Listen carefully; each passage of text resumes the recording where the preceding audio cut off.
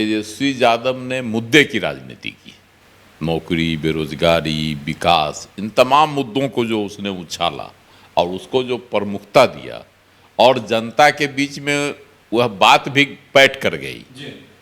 तो नीतीश तो ऐसे थे नहीं सर, प्रोजेक्ट मैनेजर का पैर छूने के लिए लपक पड़े। अब दबाव कैसा है यह तो नहीं कहा जा सकता, और दबाव में होना भी नहीं चाहिए। तब तो सही है ये तेजस्वी यादव की बात। किसी का पैर तभी आदमी पकड़ता है जब लाचार हो जाता है। नीतीश कुमार नौकरशाहों को हमेशा तरजीह देते रहे हैं, सम्मान देते रहे हैं। अब देखिए मनीष वर्मा के साथ दोस्ती सियासत में आने के बाद कितने दिनों तक निभाती है। पनोरमा ग्रुप, जो सोचता है वो करता है। नमस्कार, आप देख रहे हैं न्यूज हाट, मैं हूं चंदन झा। नीतीश तो ऐसे न थे, क्यों हो गए, ऐसा क्यों हो गया, आज इसी को समझिए। और इस पर हमारे साथ बात करने के लिए हैं वरिष्ठ पत्रकार अजय मिश्र। सर, आपका इस कार्यक्रम में स्वागत है। धन्यवाद चंदन जी। सर, नीतीश कुमार की फिर एक खास तस्वीर आज चर्चा में है। प्रोजेक्ट मैनेजर का पैर छूने के लिए लपक पड़े। तो नीतीश तो ऐसे थे नहीं सर, उनकी एक बात किसी भी अफसर, किसी भी अधिकारी के लिए काफ़ी हो जाती थी। आखिर क्या हो गया कि उनको इस तरह से यह बात कहनी पड़ी कि हम आपका पैर पकड़ लेते हैं? देखिए, नीतीश कुमार या तो लाचार हैं, बेबस हैं, विवश हैं, या फिर कहीं न कहीं से फिर से एक बार दबाव में हैं। अब दबाव कैसा है यह तो नहीं कहा जा सकता, और दबाव में होना भी नहीं चाहिए। अभी ये जो लोकसभा चुनाव संपन्न हुआ उसमें अपेक्षा से ज़्यादा इनको सीट मिल गई। जितनी सीट पर इनकी जीत हुई 12 सीट पर, महागठबंधन में लालू प्रसाद तो उससे कम सीट में इनको देने के लिए तैयार थे, 10 को ज़्यादा नहीं दे रहे थे। 16 पर लड़ के 12 को जीत गए। तो ऐसी कोई परिस्थिति नहीं बन रही है जिससे निराश होने की भी कोई बात हो। केंद्र में भी सरकार बनी एनडीए की, जिसमें इनकी सहभागिता रही है। प्रधानमंत्री के साथ भी इनका सौहार्दपूर्ण व्यवहार रहा है। इनकी इच्छा के अनुसार मंत्री पद मिल गया, इनके लोगों को मंत्री बना दिया गया केंद्र में। तो असंतोष होने का कोई कारण नहीं, निराश होने का कोई जो है कारण स्पष्ट नहीं हो रहा। लेकिन इनकी हरकत बिहार में इन दिनों फिर ऐसी होती जा रही है जिससे इनकी बेबसी झलकती है। कहीं न कहीं से यह लगता है कि यह बेबस हो गया। जिस अधिकारी को इनकी हनक से भय लगता था, जिस पर इनको भरोसा रहता था, आज यह स्थिति हो गई है कि इनको उन अधिकारियों का पैर पकड़ने के लिए मजबूर होना पड़ता है, कहना पड़ता है कि आप ही काम अगर समय पर नहीं पूरा करते हैं तो लाइए हम आपका पैर पकड़ते हैं, लेकिन काम समय पर पूरा कीजिए। अभी पिछले दिनों भू राजस्व विभाग का एक कार्यक्रम था जिसमें लोगों की नियुक्ति पत्र दे रहे थे। उसमें भी उन्होंने कहा, राज्य के मुख्य सचिव को थे ब्रजेश मेहरोत्रा, कि आप जो है मीन सर्वे का काम जो है राज्य में उसको पूरा हो जाना चाहिए था, नहीं हुआ उसको 25 तक पूरा कीजिए, हर हाल में पूरा कीजिए। नहीं होता तो कहिए हम आपका पैर पकड़ लेते हैं। स्तब्ध रह गया था पूरे लोग स्तब्ध रह गए थे, खुद मुख्यमंत्री चीफ सेक्रेटरी भी रह गए थे स्तब्ध। एक घटना हो तो आदमी उस समय माना कि ठीक है, अधिकारी नहीं सुनते हैं, तो उनसे ही उन्होंने विनम्रतापूर्वक आग्रह किया कि भाई हम आपका पैर पकड़ लेते हैं, आप जो है काम कर दीजिए। ये तो इसमें विनम्र का भी भाव है, लेकिन लाचारगी भी दरसती है। दोनों चीज़, किसी का पैर तभी आदमी पकड़ता है जब लाचार हो जाता है। इसका मतलब है कि नौकरशाह पर से इनकी लगाम कमज़ोर पड़ती जा रही है।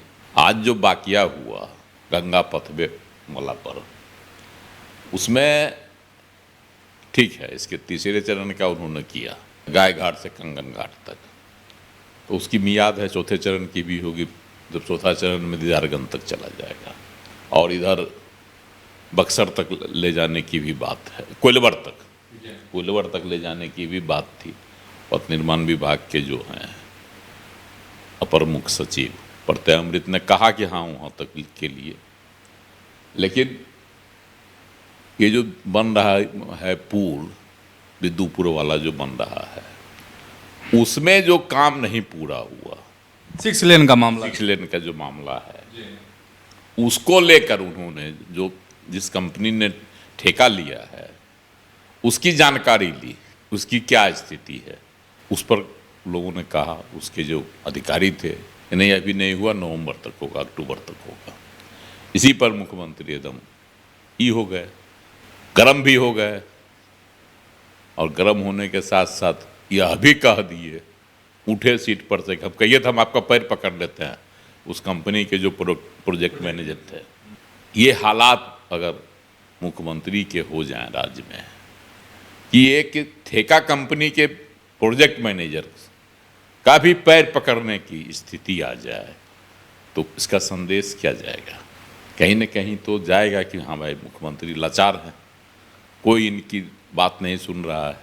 जनता के बीच भी, आम लोगों के बीच भी गलत संदेश जाएगा कि मुख्यमंत्री ऐसा क्यों करने लगे। सर तब तो तेजस्वी यादव ने जो एक्स पर पोस्ट किया सोशल मीडिया में कि ये लाचार और बेबस मुख्यमंत्री हैं, तब तो सही है तेजस्वी यादव की बात। देखिए, तेजस्वी का जो आरोप है सही है। आखिर क्या दर्शाता है, क्या दिखाना चाहते हैं मुख्यमंत्री जनता के बीच में कि देखिए भाई हम विकास कार्यों के प्रति सचेष्ट हैं और नौकरशाह जो है लापरवाही बरत रहे हैं, यही दर्शाना चाहते हैं ना मुख्यमंत्री। तो नौकरशाही का मालिक कौन होता है? मुख्यमंत्री की बात कौन नहीं मानता है? नौकरशाह।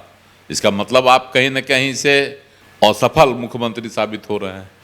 सर यह भी तो हो सकता है, तेजस्वी से आगे की बात हम करना चाह रहे हैं कि मुख्यमंत्री में बेचैनी हो, क्योंकि इस बात का हमेशा जिक्र आता है कि जो 2010 तक जो विकास हुआ बिहार का नीतीश कुमार के नेतृत्व में ही, उसका लोग जिक्र करते रहते हैं, कहते हैं कि उस समय जो हुआ वो ऐसा अब नहीं दिख रहा है बिहार में। तो कहीं वह बेचैनी हो और उसको स्पीड में करना चाह रहे हो मुख्यमंत्री, और उत्साह में इस तरह का व्यवहार कर देते हो। मुख्यमंत्री की हड़बड़ी तो है।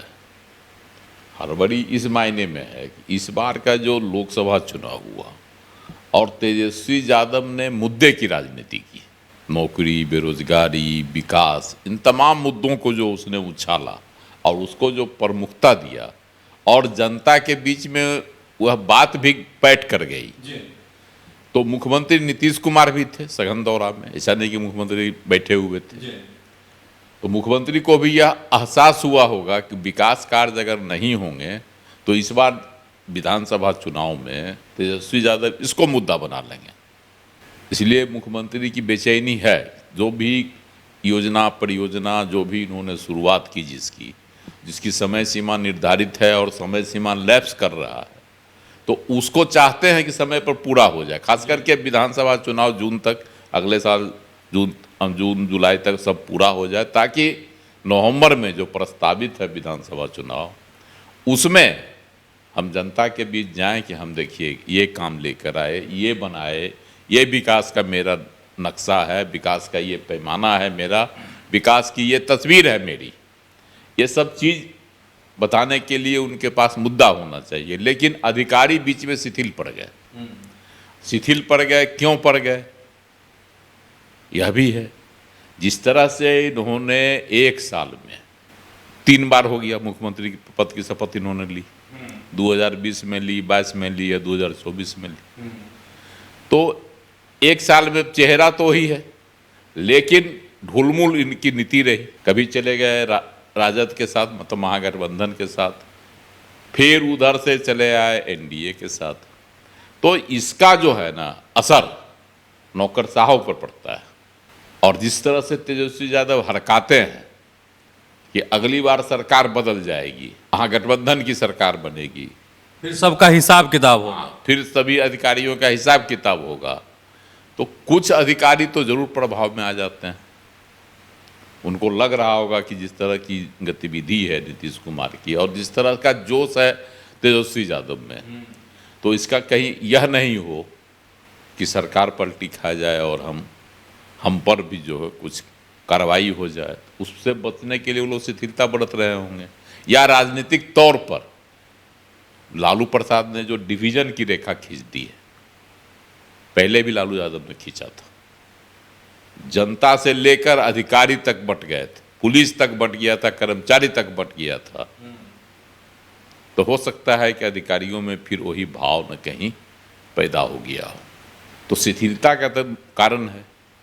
और नीतीश कुमार पहले जो रौब दिखाते थे उसमें कमी आ गई है, वजह क्या है वह जाने, लेकिन अधिकारी हरकते नहीं हैं इनसे अब इसीलिए इन्होंने जो है अब अपनी बेबसी दिखा रहे हैं, या फिर मानवीयता दिखा रहे हैं, उदारता दिखा रहे हैं कि भाई हम उदारता के साथ समझा रहे हैं, लोग नहीं कर रहे हैं, जनता को कहेंगे। लेकिन सर ये भी आश्चर्य वाली बात है कि नीतीश कुमार नौकरशाहों को हमेशा तरजीह देते रहे हैं, सम्मान देते रहे हैं, राजनीति में भी लाते रहे हैं, आईएएस आईपीएस को वो बहुत पसंद करते हैं, फिर ये जो इस तरह के जो अफसर हैं वो नीतीश कुमार को ही इग्नोर कर रहे हैं। देखिए, राजनीति में तो भरोसा करते ही हैं नीतीश कुमार नौकरशाहों पर, इन पर आरोप भी लगता रहा है कि यह जो काम करते हैं ब्यूरोक्रेटिक तरीके से, मतलब ब्यूरोक्रेट को ही यह प्रमुखता देते हैं, उनकी सलाह ही मानते हैं और उसी पर अमल करते हैं। ये तो इन पर विपक्ष का सीधा आरोप लगते रहता है।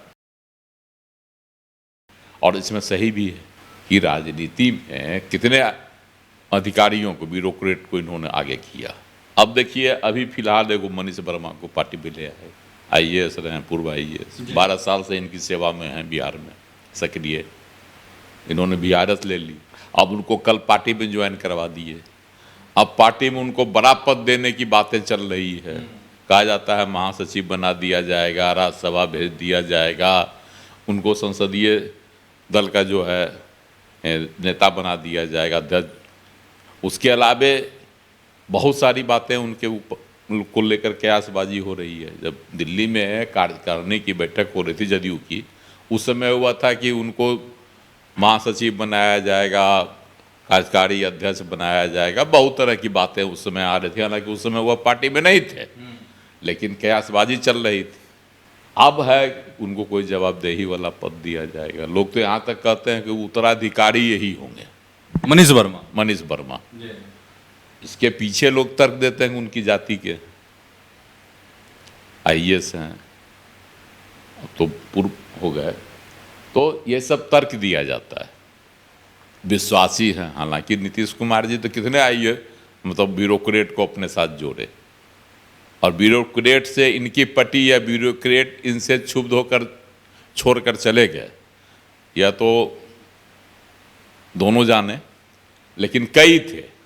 एनके सिंह भी इनके साथ जुड़े, वो भी छोड़ छाड़ के चले गए, अपना बीजेपी के साथ चले गए। फिर पवन वर्मा कहाँ उनको लाए, राज्यसभा का सदस्य बनाए, है ना, थे ना विदेश सेवा में, भारतीय विदेश सेवा में, उनको वो भी इनका साथ छोड़ दिए, टीएमसी में चले गए। सीएए मुद्दे पर इनके साथ विवाद हुआ था, और बहुत सारे हैं। बीच में अभी तो हाल फिलहाल में सबसे चर्चित आरसीपी का नाम रखिए, वो कहाँ चले गए, मंत्री तक बनवाए, पार्टी का राष्ट्रीय अध्यक्ष तक उनको दे दिए, और पूरा विश्वास उन पर करते थे, और दूध की मक्खी की तरह उनको फिर किनारे भी कर दिए। उन पर इन्होंने तोहमत लगाई, वह बीजेपी के साथ मिले हुए थे, हालांकि खुद बीजेपी के साथ अभी हैं। तो ये सब इनके साथ है, सटाते भी हैं और झटकते भी हैं। इनके यह जो है सियासी खासियत है कि सटाते भी हैं उसी नज़दीकी के साथ, और झटकते भी हैं उसी झटके तेजी के साथ। इसमें और सारे हैं, केपी रमैया हैं, गुप्तेश्वर पांडे भरोसा लेकर आए थे कि टिकट मिलेगा हमको बक्सर से, हम भी जो है सांसद बन जाएंगे, कहाँ चले गए, साधु बन गए। केपी रमैया कौन घोटाला में फंस गए, कहाँ है, कोई नाम लेवा नहीं है उनका। ये सब आईएएस अधिकारी इनके साथ। एगो आईपीएस हैं सुनील कुमार जो थे, वो अभी बेचारे हैं मंत्री हैं बिहार में, तो एक वही हैं इनके साथ अभी जुड़े हुए। नया में मनीष वर्मा बने हैं। अब देखिए मनीष वर्मा के साथ दोस्ती सियासत में आने के बाद कितने दिनों तक निभाती है, या फिर आरसीपी सिंह की तरह इनको भी नीतीश कुमार दूध की मक्खी की तरह बाहर फेंक देते हैं। हालांकि चर्चा है यह उत्तराधिकारी होंगे, इसलिए कि इन्होंने कहा था 2020 के विधानसभा चुनाव में नीतीश कुमार की यह मेरा आखिरी चुनाव, अब 2025 में चुनाव लड़ेंगे। हो सकता है उसमें उत्तराधिकारी इनको बना के रखें क्योंकि इनकी जाति के हैं, लेकिन कुछ लोग और इस पर अपना अपना सबकी अपनी प्रतिक्रिया। कुछ लोग कहते हैं कि संजय झा को जो कार्यकारी अध्यक्ष बना दिया गया उससे पार्टी के अंदर जो है कुर्मी समाज है खफा हो गया। एक तो आरसीपी सिंह के साथ किए उस समय खफा था लोग, और इधर संजय झा को कार्यकारी अध्यक्ष बना दिए, इसको लेकर लोग खफा है। इसीलिए मनीष वर्मा को इतनी तरजीह दी जा रही है ताकि कुर्मी समाज में कोई आक्रोश नहीं पैदा हो, इसलिए भी कहा जा रहा है। दूसरी बात है कोयरी भागते जा रहे हैं, छिटक गए हैं लोकसभा चुनाव में, साफ दिखाई पड़ गया। लालू जी उसको झटक लिए और संजय झा को जिस तरह से बना दिए लालू प्रसाद इलेक्शन में, इसको भी भुना सकते थे, देखो तुमको छोड़ दिए, और ब्राह्मण को बना दिया कार्यकारी अध्यक्ष। तो इस सब मुद्दे को भी जो है दबाने के लिए, गौन करने के लिए मनीष वर्मा को आगे किया जा रहा है। अच्छा सर, अफसरशाही नौकरशाही की बात कर रहे हैं, तो इसमें मन में एक सवाल आ रहा है कि नीतीश कुमार के जो इस तरह के व्यवहार हैं उसका अधिकारियों पर किस तरह का इम्पैक्ट पड़ सकता है, आम लोगों में किस तरह का मैसेज जाएगा, क्या असर होगा? अगर हम सर अधिकारी की बात करें तो अधिकारी इस तरह के बिहेव से अधिकारी और शिथिल हो जाएंगे या उनके कार्य की शैली बदल जाएगी, काम करने की स्पीड बढ़ जाएगी, क्या होगा? ये इस तरह की हरकत से अधिकारियों में भय भी खत्म हो जाएगा और उपहास के पात्र बन जाएंगे। जो थोड़ा बहुत है वो भी खत्म हो जाएगा, उपहास के पात्र बन जाएंगे। जनता तो इसको मजाक में ले ही रही है, वीडियो देखकर जनता कितना हंस रही थी, तो देखने वाली वहाँ पर भी जनता जो उपस्थित थी वह भी हंस रही थी। तो इसके पहले भी एक दो घटना नहीं, कितनी कई घटनाएं हैं। अब जैसे एक बार अभी हाल फिलहाल में की है, अशोक चौधरी का टीका या विजय सिन्हा के जो टीका, दोनों को माथा लड़ा रहे थे। उसके पहले भी एक चौधरी का एक पत्रकार के साथ माथा लड़ा दिए टीका में टीका। अशोक चौधरी के बाबूजी थे महावीर चौधरी, जिनके श्रद्धांजलि देने गए थे पुण्यतिथि पर, वहाँ पर जो है जो उनके लिए रखा हुआ था फूल, वो फूल जो अशोक चौधरी पर देने लगे। तो ये सब घटनाएं जो है कहीं न कहीं से हास्यास्पद है और हंसी का पात्र बनाता है किसी भी व्यक्ति को। और मुख्यमंत्री जैसी शख्सियत अगर ऐसी बेजा हरकत करती है तो तरह तरह की जो चर्चाएं उस समय हो रही थी, फिर से उसको बल मिलेगा और फिर से तेजस्वी यादव हवा दें कि देखिए मुख्यमंत्री असंतुलित है। जैसा बेबस बेचार लाचार जो उन्होंने आज लिखा है उस तरह को उसको पुष्ट करेंगे। चलिए, तो आप समझ गए होंगे कि नीतीश तो ऐसे न थे, आखिर ऐसे क्यों हो गए। तो ऐसे ही आप हमारे साथ जुड़े रहिए और देखते रहिए न्यूज़ हाट। धन्यवाद, नमस्कार।